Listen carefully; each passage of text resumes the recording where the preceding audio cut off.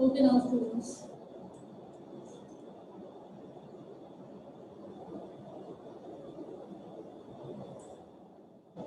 So we have done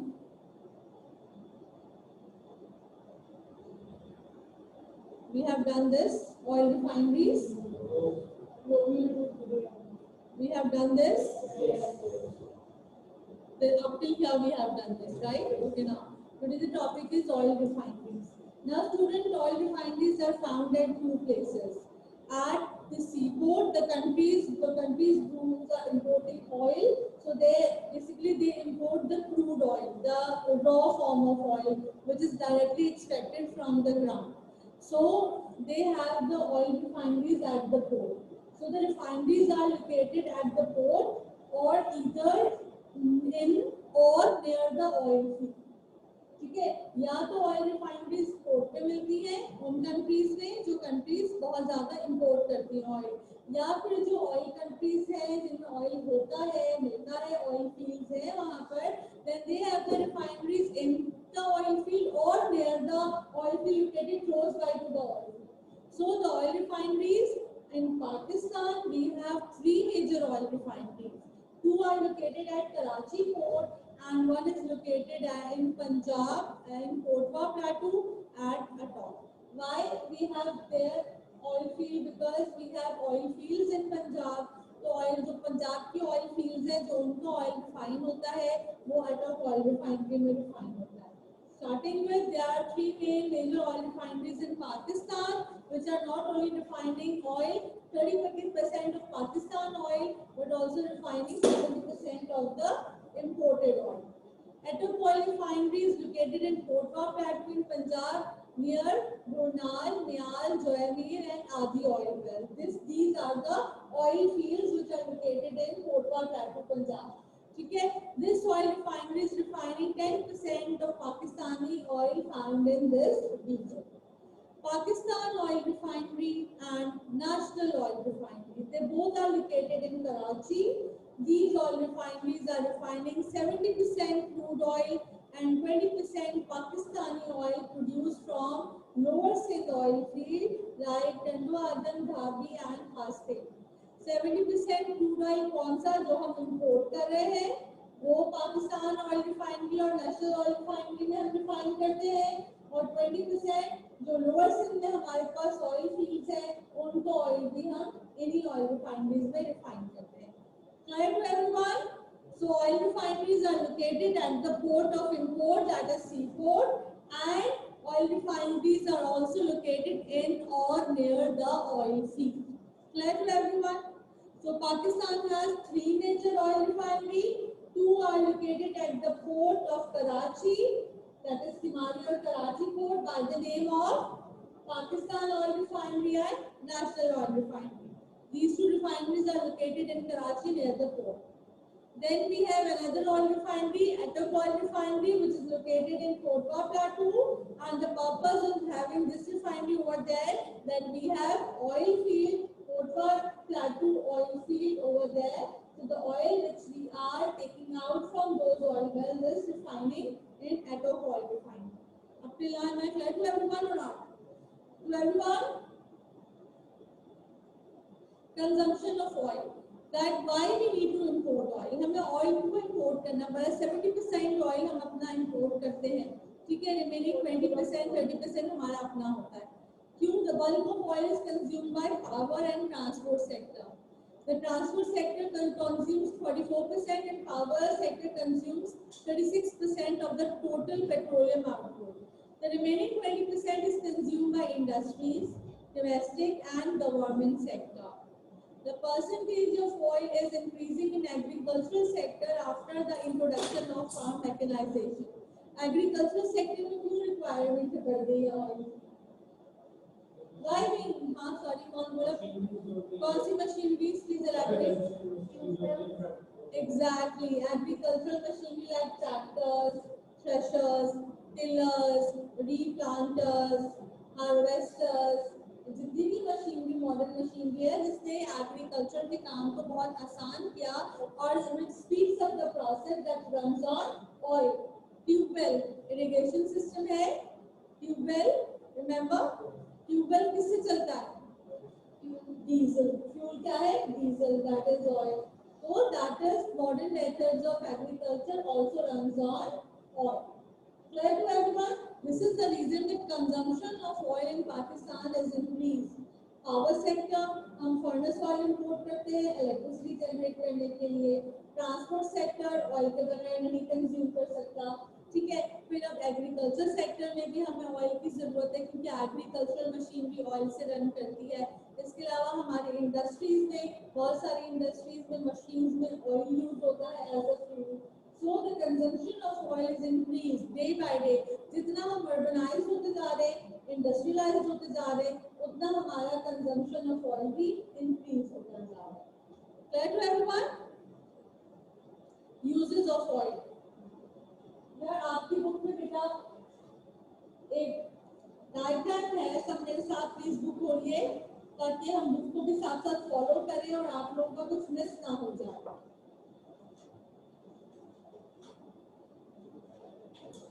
Page number 137, figure number 8.14, 8.14. Figure number 8.14, page number 137. Uses of oil. Same figure, CI के paper में आई है flow chart but with empty boxes, blank boxes. You have to fill in those blank boxes. और वो जब भी fill in कर सकते हैं जब ये याद होगी. ठीक है, तो ये फिगर याद करनी है ताकि ब्लैंक बॉक्सेस को फिल इन कर सके. What is class? समझ में आ गया? ठीक है. Use of by products oil का, paraffin, wax, plastic, detergent, insecticides, pharmaceutical products, chemical products, furnace oil. Source of power to generate thermal electricity and for heating purpose, as a lubricant for machines, as an indispensable motor fuel, that is petrol and diesel.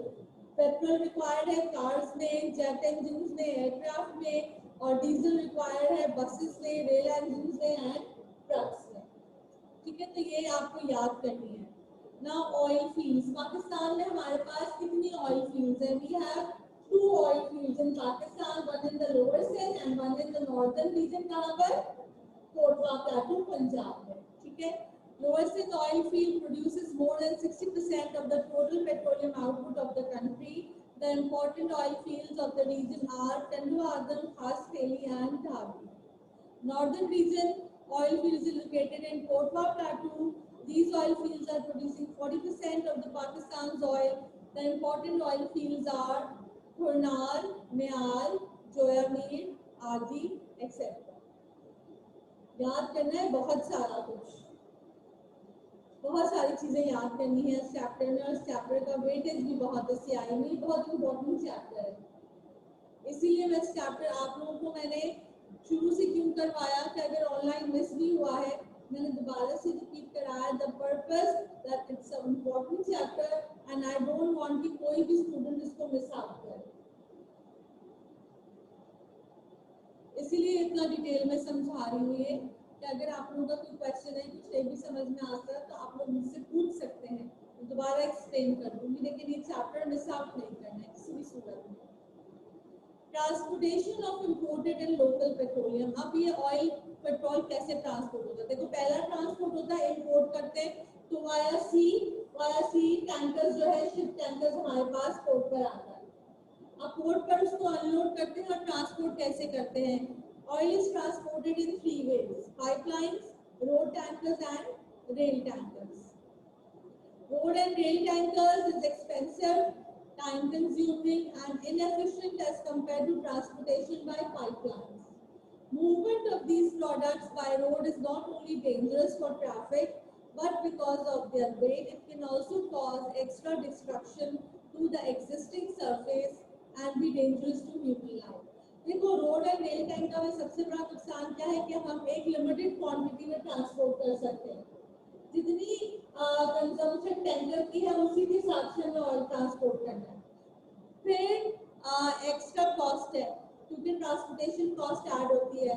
ठीक है, उसमें labour cost add होती है, time consuming है, expensive है, plus dangerous है. In case of any accident अगर आप लोगों को याद हो तो 2 साल पहले एक बहुत मेजर एक्सीडेंट हुआ था नियर पंजाब, याद आया, जिसमें ऑयल टैंकर से ऑयल लीक हो गया था और आग लग गई थी और कितने लोग जलकर मर गए थे। Highly flammable liquid, highly flammable. अगर एक्सीडेंट होता है और ऑयल लीक हो जाता है तो it is very dangerous because it is highly flammable, आग लग जाती है, कैचेस फायर। तो इसीलिए ये जो रोड ट्रांसपोर्टेशन है और रेल ट्रांसपोर्टेशन है ये बहुत ही डेंजरस मेथड भी है। सबसे ज्यादा कन्वीनियंट और चीपेस्ट मेथड जो है ऑयल का that is pipeline transportation, underground pipeline transportation. ये वन टाइम इन्वेस्टमेंट है, एक्सपेंसिव है। एक्सपेंसिव क्यों है कि इनिशियल बिल्डिंग कॉस्ट जो है ना वो एक्सपेंसिव है। To dig the pipeline, to dig the pipeline, ये इनिशियल इन्वेस्टमेंट इसकी है, कॉस्ट है, लेकिन then it plays forever, stays forever, more than 60 to 70 years it stays. तो एक दफा की इन्वेस्टमेंट है, एक दफा का खर्चा है, and then it last for 60 to 70 years. अब डिपेंड करते हैं क्वालिटी क्या है। अगर बेस्ट क्वालिटी है, बेस्ट काम कर रहे हैं तो लास्ट फॉर 60 टू 70 ईयर्स। ठीक है जी बेटा? नहीं, सेवरल किलोमीटर्स हम नेबर कंट्रीज तक भी पाइपलाइंस डाल सकते हैं। सऊदी अरेबिया से पाकिस्तान में पाइपलाइन डाल सकते हैं। सी पैक का प्रोजेक्ट है, कितना बड़ा प्रोजेक्ट है, चाइना से चलता हुआ गवादर तक आ रहा है। ईरान और पाकिस्तान गैस पाइपलाइन प्रोजेक्ट क्या है, वो पाइपलाइन प्रोजेक्ट है। ठीक है, समझ में आ गई मेरी बात? तो pipeline transportation is the most efficient, cheapest and convenient mode of transportation besides being far more environmentally friendly. ठीक है बेटा, क्लियर है ये? 3 modes of transportation, road tanker, rail tanker and pipeline methods. ठीक है बेटा? अब यहाँ पर हमारे पास ये है पार्को पाइपलाइन सिस्टम। देखो बेटा, हमारे पास जो इनलैंड ट्रांसपोर्टेशन है क्रूड ऑयल की और रिफाइंड ऑयल की, ये जो रिफाइनरीज है हमारे पास, इसमें जो कंपनी बहुत मेजर रोल प्ले कर रही है वो है पार्को। बेटा पार्को स्टैंड्स फॉर पाक अरब रिफाइनरी कंपनी। आप लोगों को बहुत सारे पेट्रोल पंप्स भी नजर आ रहे होंगे शहर में, टोटल पार्को के नाम से, दैट इज द कंपनी। ठीक है, Pak Arab refinery company, this is playing a major role in the inland transportation of oil. अभी जो पाइपलाइन नेटवर्क है ना पाकिस्तान में, ये पार्को का है। पार्को के थ्रू जो पाइपलाइन नेटवर्क जो ऑयल है वो ट्रांसपोर्ट हो रहा है। अब पार्को ने 2 लाइंस डाली हैं, एक कराची पोर्ट किमारी से डाली है और एक पोर्ट बिन कासिम से डाली है। जो किमारी वाली लाइन है, ठीक है, that is meant for the transportation of crude oil, और जो बिन कासिम पोर्ट पर से डाली गई है that is meant for the transportation of refined oil.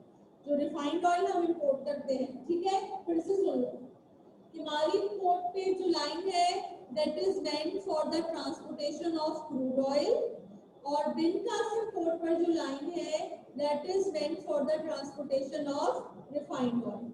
इतना समझ में आ गया? क्लियर है? जो रिफाइंड ऑयल पाइपलाइन है उसका नाम है white oil pipeline project. What is the name of the refined oil pipeline? White oil pipeline project. ठीक है, इतना क्लियर है? अब ये मैप देखते हैं। देखें, जो ग्रीन कलर की लाइन है और एक ब्लू कलर की लाइन है। जो ग्रीन कलर की लाइन है वो कराची किमारी पोर्ट से है और वो पूरा क्रूड ऑयल ट्रांसपोर्ट हो रहा है पंजाब तक। पंजाब में हमारे पास रिफाइनरी है जिस जो महमूद पोर्ट पर है, और वो है हमारे पास पार्को रिफाइनरी। कौन सी रिफाइनरी है? पार्को रिफाइनरी। यहाँ पर पार्को रिफाइनरी महमूद पोर्ट पर क्रूड ऑयल रिफाइन होता है और फिर अप कंट्री फैसलाबाद और आगे तक ट्रांसपोर्ट होता है। महमूद पोर्ट पर क्रूड ऑयल रिफाइनरी बनी। ठीक है, अच्छा, जो ब्लू कलर की लाइन है पोर्ट कासिम पर, वो व्हाइट ऑयल पाइपलाइन प्रोजेक्ट है। देखो की में भी लिखा हुआ है व्हाइट ऑयल पाइपलाइन। ठीक है, और white oil pipeline directly Mahmood port की रिफाइनरी में जाता है और वो रिफाइंड ऑयल होता है, तो उसको रिफाइन करने की जरूरत नहीं होती, वो फिर वहां से हम आगे ट्रांसपोर्ट करते हैं। जितना भी नॉर्दर्न एरियाज में केपीके में जो ऑयल ट्रांसपोर्ट हो रहा है, this refinery Mahmood Port is responsible to transport oil to the up country. Got it class? कोई इशू यहाँ पर? इसकी डिटेल्स आपकी बुक में जो गिवन है ना, मैं पेज मार्क करा देती हूँ आप लोगों को ताकि आप लोगों को कोई प्रॉब्लम नहीं हो। आप पेज नंबर 138, पेज नंबर 138 पूरा, ठीक है? पेज नंबर 138 पूरा मार्क कर लें, ये आप लोग 138 से करेंगे। हाँ जी, यहाँ तक क्लियर हो गया? पार्को ही प्ले कर रही है क्योंकि इन्वेस्टमेंट पार्को की है, और पार्को कहाँ की कंपनी है? अरब कंपनी है, यूएई की कंपनी है, ठीक है? उसकी इन्वेस्टमेंट है पाकिस्तान में। शेल है, पीएसओ है, ये भी फिर सऊदी अरेबिया से खरीदते हैं, और इनके जो टैंकर्स हैं, इनके टैंकर्स हैं पोर्ट के ऊपर, फिर ये अपने टैंकर्स के हिसाब से रिफाइनरी में इनका ऑयल रिफाइन होता है और फिर ट्रांसपोर्ट होता है। तो प्राइवेट कंपनी जो हमारी नेशनल कंपनी है that is PSO, Caltex, Shell, PARCO, ये सब प्राइवेट कंपनीज हैं। हमारी जो नेशनल ऑयल कंपनी है दैट इज पीएसओ, ठीक है? तो यहाँ तक क्लियर हो गया बच्चों? ये मुझे बताओ, यहाँ तक कोई कंफ्यूजन तो नहीं है? किसी को कुछ पूछना है यहाँ तक? मूव ऑन करें। Natural gas, this is our third fossil fuel, natural gas. मैंने कल बताया था तुम लोगों को कि जहां पर हमें ऑयल मिलता है वहीं पर हमें नेचुरल गैस मिलती है, यही बताया था। ये वाली डायग्राम में देखो, ठीक है? यहीं पर हमें गैस मिल रही है, पोर्ट्स के अंदर गैस होती है, पोर्ट्स के बाहर ऑयल होता है, यही समझाया था, इतना तो याद है ना? तो ऑयल और गैस की जो फॉर्मेशन है वो सेम है, anticline dome shape, alternate layers of porous and non-porous rock. Oil is found outside the pore, gas is inside the pore. इतना क्लियर है? और ये याद भी हो जाना चाहिए, मैंने इतनी दफा रिपीट किया तुम लोगों के साथ, ठीक है? Natural gas is an important fuel. It is found in the sedimentary rocks which have millions of tiny holes.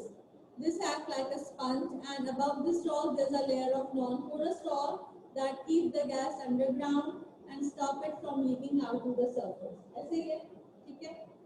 अच्छा जी, अब क्वेश्चन आते हैं। बुक खोले सब, पेज नंबर 140 पर आए, 140, 140 मार्क करेंगे। Second last line of first paragraph से मार्क करेंगे। Natural gas is made up of many gases, especially methane, ethane, propane, and butane. कर लिया मार्क सबने? Under the heading natural gas, second last line of the first paragraph, natural gas is made up of many gases, especially methane, ethane, propane, and butane. Second paragraph, natural gas was discovered in 1952 at Sui, Balochistan by Pakistan Petroleum Limited while drilling in search of oil. ये question आया 2 mark का paper में कि when and where natural gas was discovered. So natural gas was discovered in 1952 at Sui, Balochistan by Pakistan Petroleum Limited. This is the answer. हर चीज किताब में है। पता है स्टूडेंट्स क्या करते हैं? दे नोट्स पे तो सब कुछ होता है, टीचर्स जो नोट्स बनाते हैं उसमें हर चीज देते हैं, लेकिन कुछ स्टूडेंट्स के पास नोट्स भी नहीं होते। जब तक उनके पास नोट्स नहीं होते तो बेटा हर चीज बुक में गिवन है। तो मेरी बात क्या? अच्छा, आप लोग ने वो टीचर सब तारीख की आज मैंने बुकलेट देखी O2 के स्टूडेंट्स से मुझे दिखाई है, उनकी बुक में नोट्स नहीं है, सब पास पेपर्स हैं। मैंने आज उनकी बुकलेट स्टडी की, कुछ नोट्स है। शुरू में टोपोग्राफी के चैप्टर के नोट्स गिवन है, मैंने स्टडी किया है, टोपोग्राफी के नोट्स गिवन है उसमें। हाँ, लेकिन सारे पेपर्स हैं वो। इतना डिटेल जैसे मैं आप लोगों को ये बता रही हूँ, टॉपिक वाइज बेटा नोट्स नहीं है, वो सारे वो क्वेश्चंस हैं जो अब तक चैप्टर्स के 5 पेपर्स में आ चुके हैं, और उसमें भी पावर पूरा नहीं है। मैंने आज बहुत डिटेल में देखे हैं उनकी बुकलेट, पावर पूरा नहीं है, तो काइंडली प्लीज बेटा रिलाय करें। पास पेपर्स हैं लेकिन फिर भी ऑथेंटिसिटी की एक चीज होती है, आप लोग सीआईज दे रहे हैं तो प्रॉपर स्टडी करें, प्रॉपरली नोट से स्टडी करें, बुक से स्टडी करें और उनके पास पेपर सॉल्व करें। लेकिन इसके अलावा एक प्रॉपर जो मार्केट में अवेलेबल है ना बुक्स प्रॉपरली, वो खरीद लें। बेटा नोट्स मैं पहले पूछूंगी एचएम से कि वो परमिशन देंगी तो मैं दे सकती हूँ ना, बिकॉज देखिए जो सरकारी की बुकलेट है उसके लिए आप लोग ऑलरेडी पे कर चुके हो, वो आपके सिलेबस का पार्ट है।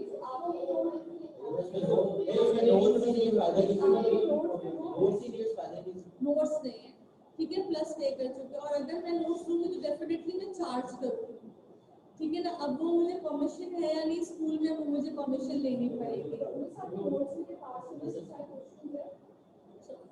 तो हाँ बेटा क्वेश्चन है, बट द थिंग इज मैं फिर भी प्रेफर पता है क्या करती हूँ, मैं अपने स्टूडेंट्स को कैसे ट्रेन करती हूँ मैं आप लोगों को वो बता रही हूँ, ताकि आप लोगों को मैं गाइड करूँ कि आप लोग ये कर लो।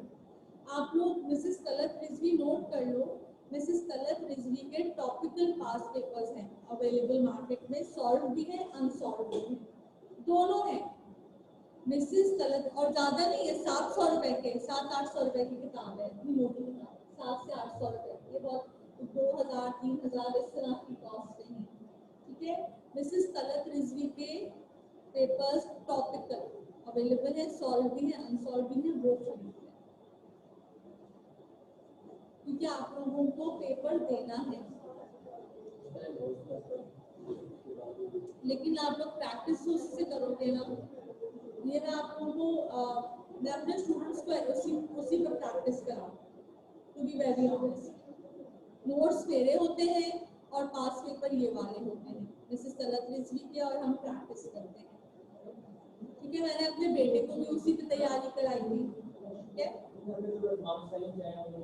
मैं आपको बिना इसलिए गाइड कर रही हूँ, देखो मैं मार्केटिंग नहीं कर रही हूँ यहाँ पर, मैंने आप लोगों से कहा कि अगर आप लोगों के पास नोट्स है, आप लोगों ने मुझसे पूछा था कि सर तारिक के नोट्स से पढ़ ले, तो मैंने आप लोगों को कहा यस डू इट, तो करना तो है, ठीक है।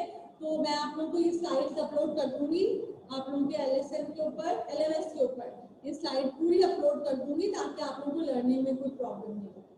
I will upload the entire PPT of power resources on LMS ताकि आप लोग अपनी लर्निंग कर सको। यही तो नोट्स है बेटा, और क्या है, ये नोट्स ही तो है, ये सब नोट्स है जो मैं आप लोगों को पढ़ा रही हूँ, डिटेल नोट्स है, तो ये मैं LMS पर अपलोड कर दूंगी इसकी PPT, तो आप लोग इससे लर्न कर लेना। इससे पहले मैं सारी PPTs अपलोड कर चुकी हूँ, लेक्चर्स अपलोड कर चुकी हूँ, वाटर का भी, फॉरेस्ट का भी, फिशिंग का भी, मिनरल्स का भी, वो सब मैं अपलोड कर चुकी हूँ। हाँ सब अपलोड कर चुकी हूँ, रिकॉर्डेड लेसन्स अपलोड हो चुके हैं। आ रही है बिल्कुल आ रही है, क्योंकि अब वो हमारे पास नहीं है, अब वो आप लोगों के पास है, आप लोगों ने डाउनलोड किए हैं सेव।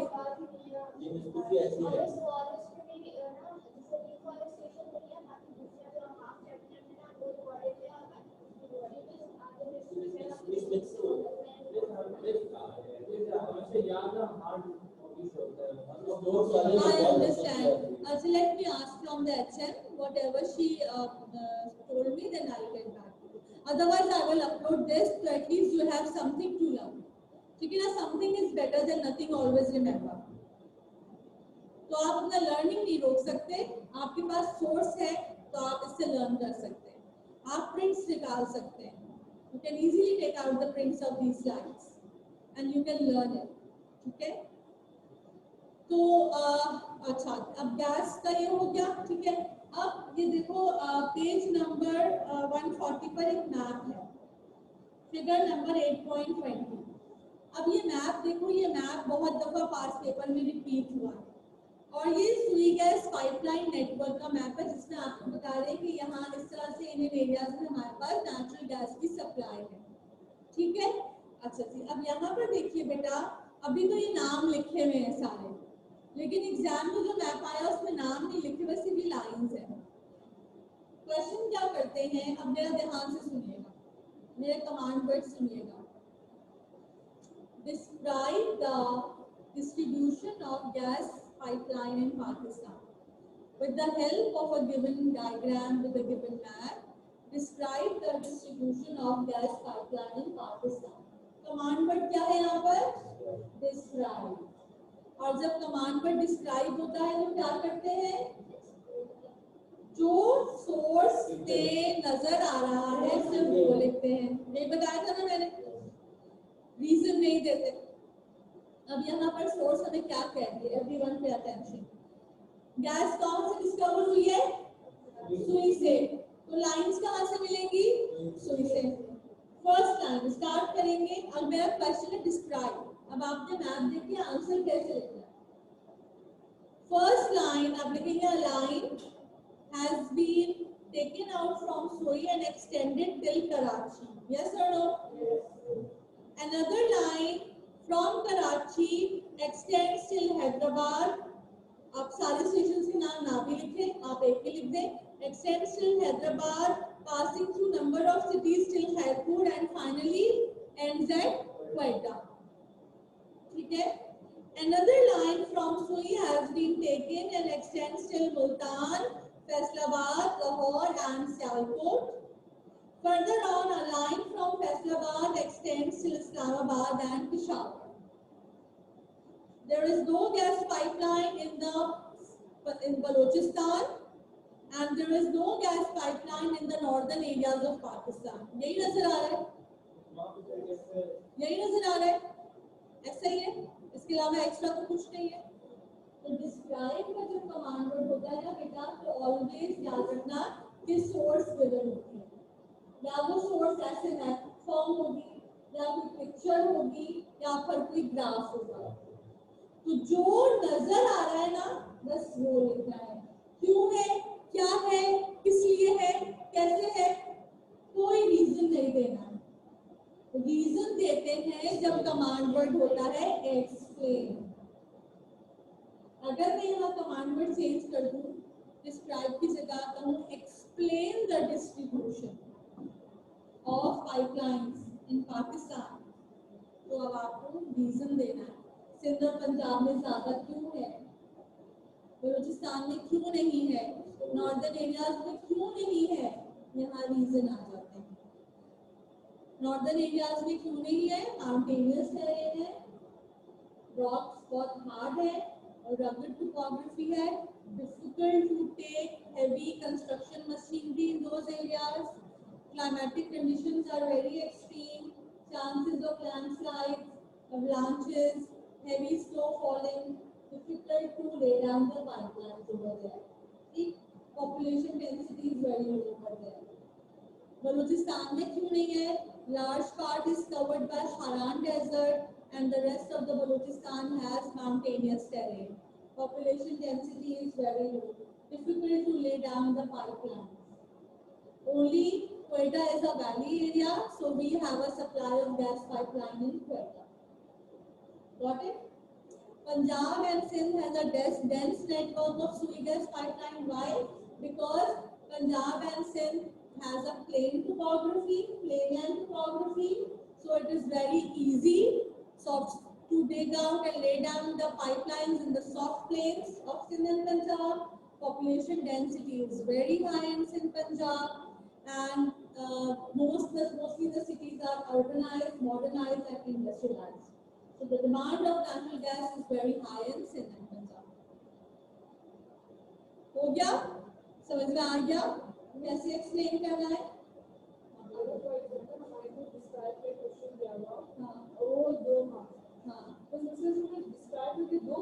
कभी भी 2 मार्क का नहीं होता। डिस्क्राइब का क्वेश्चन 3 to 4 मार्क्स का। अगर 3 to 4 मार्क्स का होगा तो अगर ज्यादा तो 3 ज्यादा तो 4 भी कर सकते हैं, 5 भी लिख सकते हैं। आप अपने आप पॉइंट स्कोर कर सकते हैं, 1 पॉइंट एक्स्ट्रा लिख के आप अपने आप को बचाएंगे भी तो ना, सेफ साइड पे भी तो रखेंगे ना। तो हमेशा याद रखना, मैंने हमेशा अपने स्टूडेंट्स को ये गाइड किया है कि अगर 4 मार्क का क्वेश्चन है, 4 पॉइंट्स की जगह 4 रीजन की जगह 5 रीजन लिखो।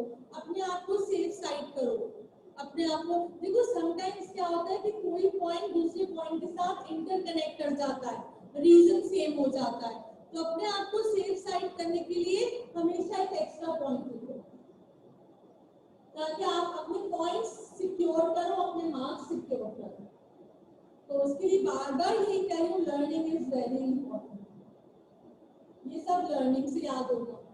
अब समझ में आया कि एक ही क्वेश्चन है लेकिन कमांड वर्ड चेंज होने से कितना फर्क आया। डिस्क्राइब में क्या लिखना है और एक्सप्लेन में क्या लिखना है, मैथ सेम है। समझ में आ गई मेरी बात? ठीक है। So gas is transported through cylinders to northern areas called LPG gas. LPG stands for liquefied petroleum gas. आप हाईवे पे चले जाएं, दो दरिया पे चले जाएं, सब में कहाँ है, सब सिलेंडर्स यूज करते हैं ना। हाईवे पे हबीब रेस्टोरेंट जाते हैं, ये बोट बेसिन पे आप लोग जाते हो, और ये दो दरिया वगैरह पे भी जाते हो, तो वहाँ पे सब सिलेंडर्स हैं, एलपीजी सिलेंडर्स हैं। ठीक है। Quality of gas is determined by the percentage of methane gas present in it. ठीक है। तो हमारे पास free gas field is the largest gas field in Pakistan, having 90% of methane, and it is the best quality gas. Got it, class? यहाँ तक clear है? हाँ। नहीं, CNG is compressed natural gas, and LPG is liquefied natural gas. ठीक है। अच्छा जी, अब यहाँ पर बुक में आइए, जो ब्लू कलर का पैच है सेम पेज पर, when natural gas is cooled to a very low temperature, it turns into a liquid. This liquid called liquefied petroleum gas or LPG. It can be moved from place to place in special cylinders. In mountainous areas like Murree, Gilgit, Ahmedabad, where there are no gas pipelines, many people use LPG for heating and cooking. Clear? कोई question यहाँ तक नहीं है? What's the time? 1:10 minutes है हमारे पास। ठीक है। अब हम नेक्स्ट टॉपिक जो है वो नेक्स्ट क्लास में कंटिन्यू करेंगे। अच्छा, नेक्स्ट वीक से ये हाइब्रिड क्लासेस हैं क्लास, अब थोड़ा सा अटेंटिव रहिएगा। यहाँ पे जो बच्चे फिजिकली होंगे, आप लोग हमारे पास लाइव होंगे, लाइव यही डिस्कशन स्क्रीन शेयरिंग के साथ लाइव चलेगा। तो बी अटेंटिव, बी पंक्चुअल, क्योंकि जब आप लोग फिर आओगे तो मैं रिपीट नहीं करूंगी। फर्स्ट टाइम था इसलिए मैंने पूरा रिपीट किया है, लेकिन नेक्स्ट वीक जो मैं यहाँ से न्यूक्लियर एनर्जी से स्टार्ट करूंगी अपना लेक्चर, तो आप लोग लाइव होंगे। ठीक है। तो अब जो है वो रेपिटेशन नहीं होगा क्योंकि सिलेबस बहुत ज्यादा है। तो आप लोग बी पंक्चुअल, लाइव क्लास होगी, हाइब्रिड क्लास होगी, और आप लोग फिर टाइमली अपना लॉग इन करोगे, टाइमली लॉग आउट करोगे। ठीक है। अच्छा, अब आप लोग जो इस वक्त जो रिकॉर्डिंग चल रही है मैं अपलोड करूंगी। अब आप लोग यहाँ पर आइए, flip to page number 153।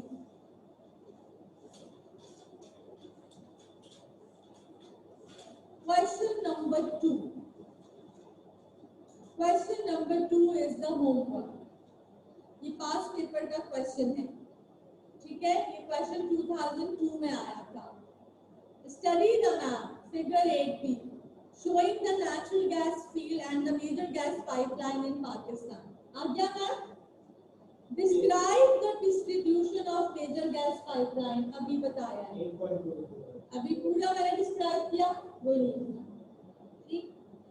How is natural gas transported to users not served by any pipeline? In special cylinders with LPG gas. ठीक है। What are the problems of doing this? What are the problems? The cylinders are very heavy. It added the cost of the cylinders by transporting from the city area to the mountainous area. It is expensive, and then the transportation cost is high, and then it is very dangerous to transport heavy cylinders to the up northern areas. ठीक है। It added the labor cost as well. These are problems क्या है? Labour cost add होता है, transportation cost add होता है इसमें, तो उससे सिलेंडर के प्राइस इंक्रीज हो जाते हैं, तो gas becomes, cylinder becomes expensive. and then transportation in the mountainous areas, heavy cylinders, again chances of accidents very high in the mountain. That's the problem. State the main uses of Pakistan's natural gas. कहाँ use हो रही है? Domestic uses, industrial uses, transport sector में है CNG, and power as a source of power. हम thermal power station में gas भी use कर रहे हैं इलेक्ट्रिसिटी जनरेट करने के लिए. ठीक है, ये वाला फ्लो चार्ट देखो, figure number 8.22 on page number 141. जल्दी से देखो कहाँ यूज हो रही है गैस?